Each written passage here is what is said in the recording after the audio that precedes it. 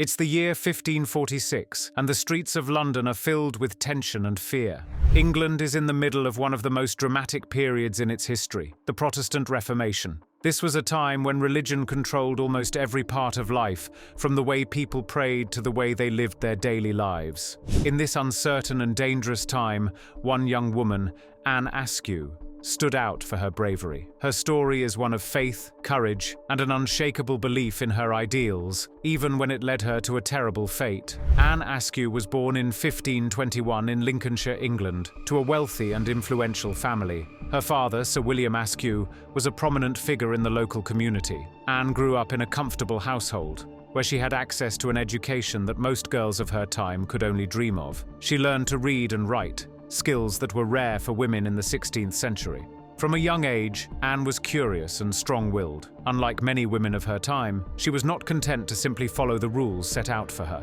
She wanted to learn more about the world, especially about religion. It was during this time that Anne discovered Protestant ideas, which were spreading rapidly across Europe. These ideas questioned many of the teachings of the Catholic Church and called for reform.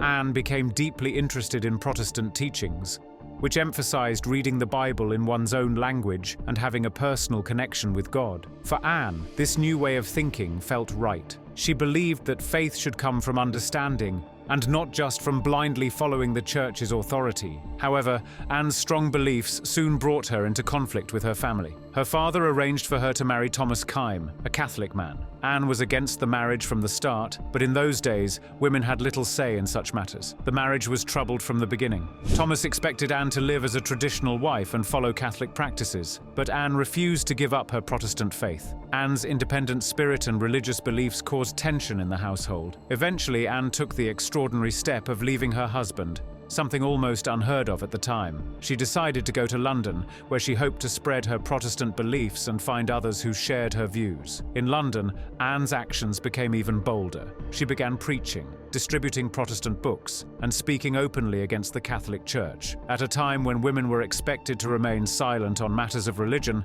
Anne's courage shocked and impressed many, but her actions also drew the attention of the authorities. By 1545, Anne had gained a reputation as a troublemaker in the eyes of the Church. She was arrested and brought before the Bishop of London to answer for her beliefs. The main issue was her rejection of the Catholic doctrine of transubstantiation, which claimed that the bread and wine used in communion literally became the body and blood of Christ. Anne argued that these were only symbols, a belief central to Protestantism. The questioning was intense. Anne was grilled by some of the most powerful religious figures in England, who were determined to make her recant her beliefs. But Anne stood her ground. Her intelligence and quick thinking frustrated her interrogators, who were not used to being challenged, especially by a woman. When Anne refused to give up her faith, the authorities grew desperate. She was sent to the Tower of London, where she faced the rack, a cruel device designed to inflict unbearable pain. As Anne was stretched on the rack, her joints dislocated and her body was torn apart. The torturers demanded that she give up the names of other Protestants and confess to her crimes. Despite the unimaginable pain, Anne refused to betray anyone or deny her beliefs. Her strength of will shocked even her torturers. One witness later said that her courage was beyond anything they had ever seen. Her refusal to submit sealed her fate. Anne was sentenced to death by burning at the stake, a punishment meant to serve as a public warning.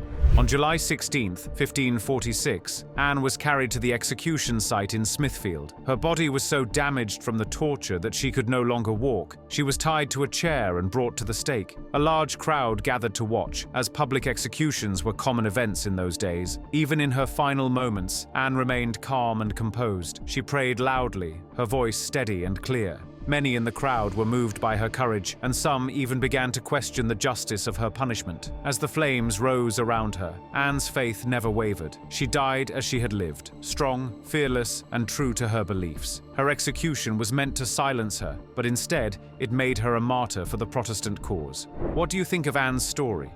Would you have had the courage to stand up for your beliefs in such dangerous times? Let us know in the comments, and don't forget to like and subscribe for more incredible stories from history.